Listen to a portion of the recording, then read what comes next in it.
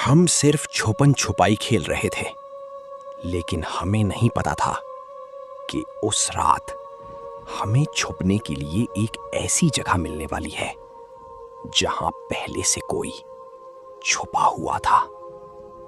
अस्सलामुअलैकुम दोस्तों, मैं हूं जोरीन और आप सुन रहे हैं जोरीन हॉरर स्टोरीज। ये वाकया हमारी बहन मरियम फातिमा ने हमसे शेयर किया।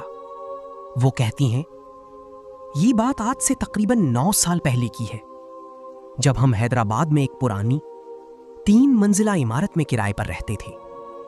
वो इमारत बाहर से आम लगती थी, लेकिन उसके बारे में मोहल्ले में अजीब अजीब बातें मशहूर थीं। लोग कहते थे कि रात के वक्त छत पर किसी बच्चे के दौड़ने की आवाज आती है, कभी गेंद लुढ़कने की आवाज, कभी किसी के हंसने की, और कभी कोई साया छत के कोने से झांकता है। लेकिन हमने कभी यकीन नहीं किया, क्योंकि हम बच्चे थे और हमें ये सब बस कहानियां लगती थी। एक दिन गर्मियों की शाम थी, बिजली गई हुई थी, घर में बहुत गर्मी थी, तो मैं, मेरी छोटी बहन आयत और मेरी कजन आयशा ऊपर छत पर खेलने चली गई। हवा चल रही थी, आसमान पर बादल थे और माहौल अजीब सा सुनसान। हमने सोचा चलो छुपन छुपाई खेलते हैं। पहले दाव मेरी बहन आयत का था। उसने दीवार की तरफ मुंह किया और गिनना शुरू किया, 1 2 3।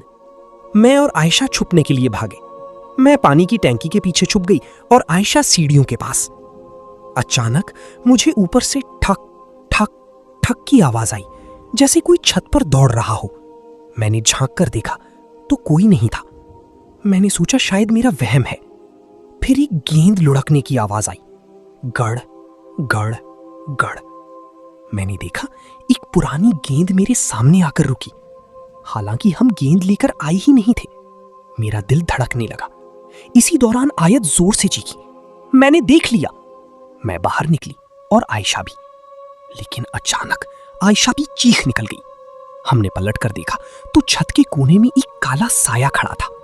वो तकरीबन 10 या 11 साल के बच्चे जितना था, मगर पूरा जिस्म स्याह, जैसे धुआं हो।